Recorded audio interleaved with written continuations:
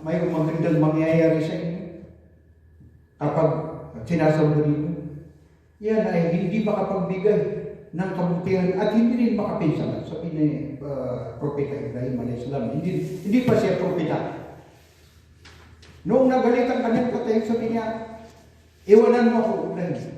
Ito ay minana natin sa mga ninunong natin. Minana natin sa mga ninunong natin at hindi natin dapat kalimutan. Kaya kahit galing sa mga ninunong mo, kapag mali, bawal na hindi ka dapat sambahin, huwag mong sambahin dahil wala kang matutunan na kabutihan.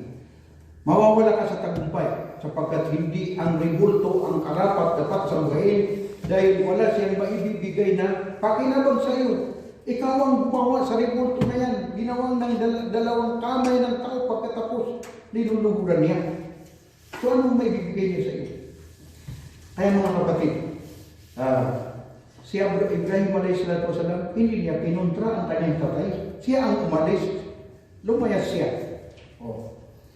Mga kapatid, sa pananampalataya ng Islam, ang pangatlo na pamamaraan upang makamit natin ang pinakamainam na pananampalataya ay kamuhian natin palagi. Kagalitan natin na baka tayo ay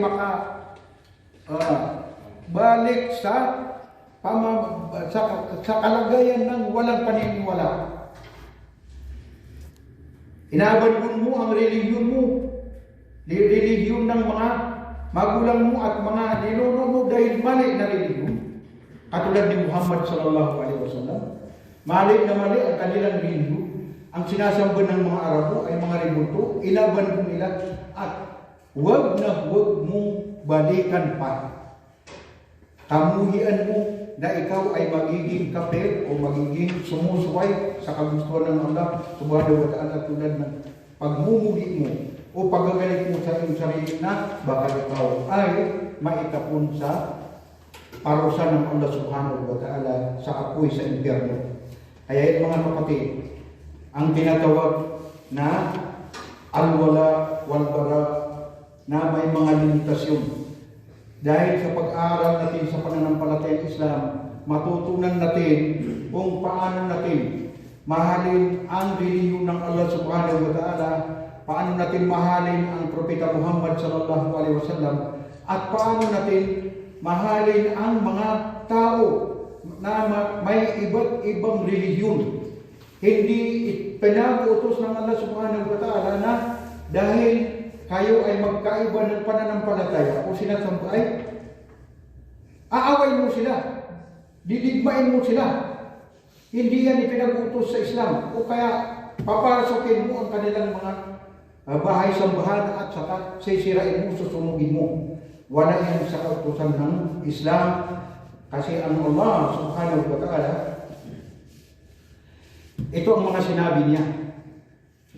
A'udhu billahi minash shaitanir rajim. La yattakhidul mu'minuna al-kafirina awliya min dunil mu'minin wa man yaf'al dhalika falaysa min Allah fi shay' illa an tattaqu minhum tuqah wa yuhaddirukumullahu nafsahu wa ila Allahil masir. Bawal na ituturing ng isang mu'min, isang sumasampalataya ang walang pananampalataya, ang kafir na siya ang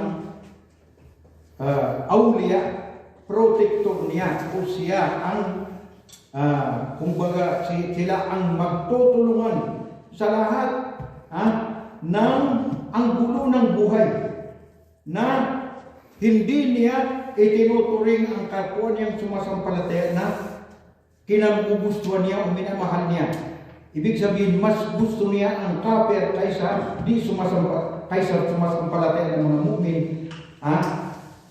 dahil lang sa kanyang personal na interes. At kapag yan ay gagawin ng tao, ay wala siyang matutunan na pagmamahal sa Allah subhanahu wa ta'ala. Wala siyang natutunan na takot sa Allah subhanahu wa ta'ala. Kaya ang Allah subhanahu wa ta'ala ay nagbibigay sa inyo ng babala. Nagbibigay sa inyo ng babala at wala kayong hahantungan maliban sa Allah subhanahu wa ta'ala. Ibig sabihin, kapag ikaw ay sumasampalataya at ang kapwa mong sumasampalataya ay hindi mo tinulungan at tinulungan mo ang kafir, para patayin niya apihin niya ang kapatid mo na Muslim, kapatid mo sumasampalataya, ay wala kang natutunan na takot sa Allah subhanahu wa ta'ala at pagmamahal sa Allah subhanahu wa ta'ala. At sa bandang huli, kayong dalawa ay hahantong doon sa Allah subhanahu wa ta'ala at kapwa kayong parurusahan ng Allah subhanahu wa ta'ala. Dahil ang Allah subhanahu wa ta'ala ay makatarungan na walang makakahigit sa kanyang katarungan, sapagkat siya ang pinanggalingan ng lahat ng katarungan at siya ang lumikha ng katarungan.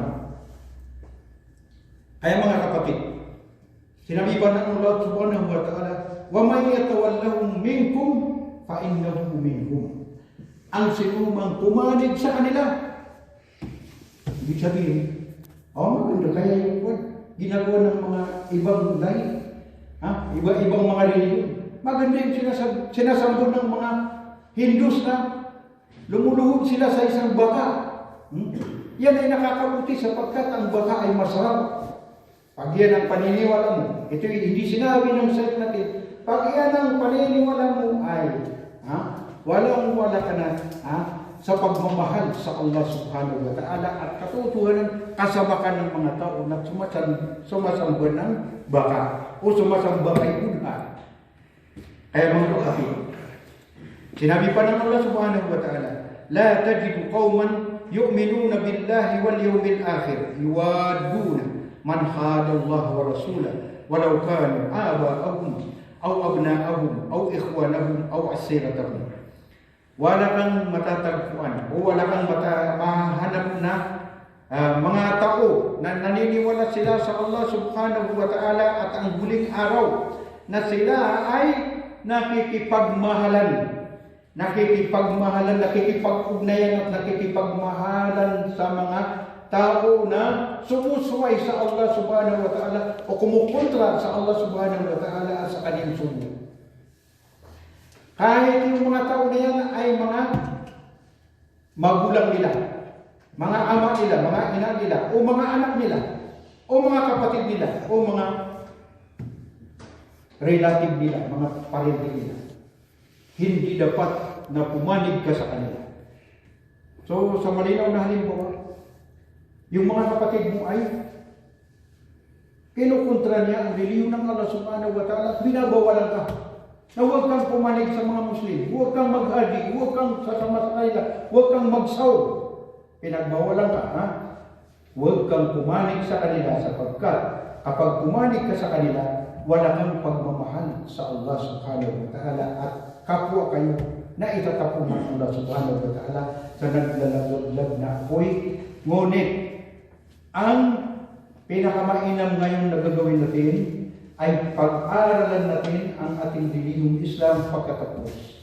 Na tayo ay may kaalaman sa ating relihiyon, pag-aaralan din natin kung paano natin maipaliwanag sa ating mga relative, sa ating mga magulang na hindi mga Muslim.